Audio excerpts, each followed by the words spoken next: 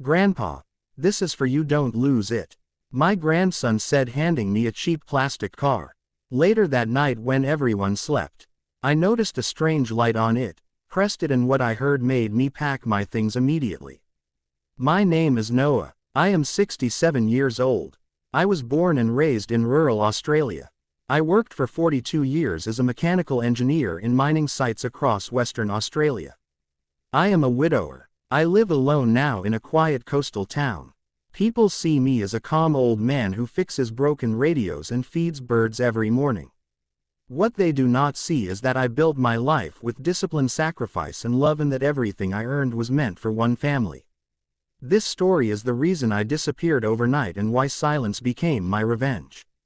Stay with me, because what began as a plastic toy ended an entire bloodline of lies. I became a grandfather at 59. My son Ethan married young and rushed into life without patience. His wife Claire smiled politely, but her eyes were always calculating. I gave them a house deposit. I paid hospital bills. I funded Ethan's business. I believed that supporting them was my purpose. My grandson Leo was the only pure thing in that house. He was 6 years old when this happened. Bright, curious, and unusually observant. Children see what adults miss. That evening was a family dinner. Claire cooked. Ethan drank more than usual.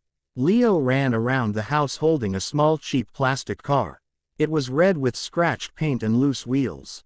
He came to me and placed it in my palm and told me, "This is for you, Grandpa, do not lose it." His voice was serious, not playful.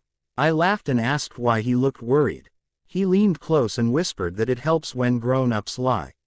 Then he ran away. I assumed it was imagination. Children say strange things. Later that night everyone slept. I stayed awake reading. The plastic car sat on my bedside table. Around 2 in the morning I noticed a faint blue light blinking underneath it. That should not happen. I picked it up and felt a small button hidden under the chassis. My engineering instincts kicked in. I pressed it. What I heard froze my blood.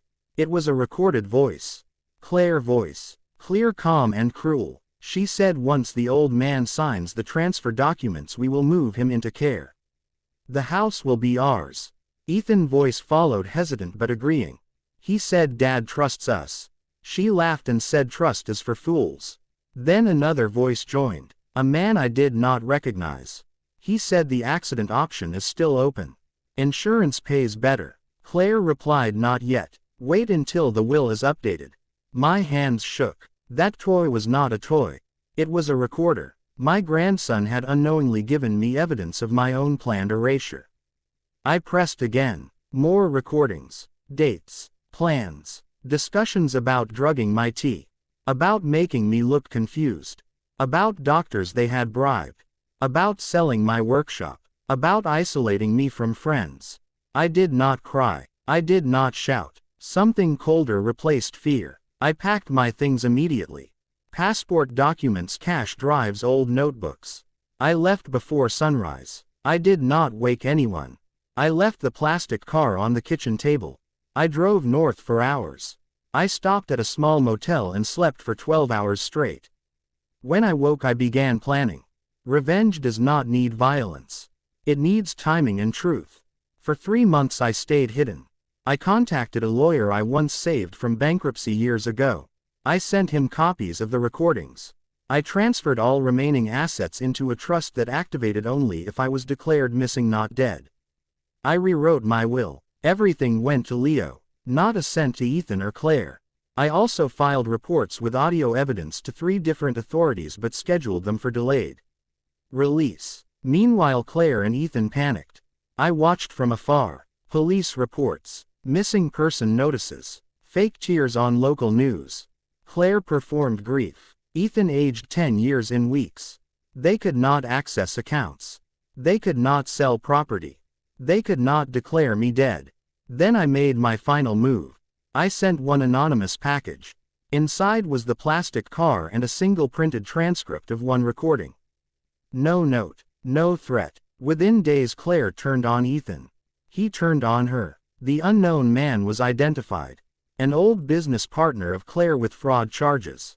Investigations reopened. Insurance flagged. Doctors questioned. The house was seized pending inquiry. I returned 1 year later. Quietly. Only to see Leo. I met him at a park. He ran into my arms and asked if the car helped. I told him it saved me. He smiled. Children understand justice better than adults. I never confronted my son. I never raised my voice. I watched from a distance as courts did what courts do. Claire disappeared. Ethan lost everything. Reputation, career, marriage. He tried to find me. I never answered. My revenge was unbearable because it was clean. No blood. No shouting. Only truth revealed at the right moment. I live peacefully now. Leo visits during holidays. He keeps the plastic car in a drawer. He knows some toys are not toys. Some gifts are warnings. If you are watching this, remember this. Betrayal always underestimates patience. And love does not always roar. Sometimes it waits in silence until the lie collapses under its own weight. If this story touched your heart, don't forget to like, share, and subscribe. And tell me, what would you have done if you were in my place?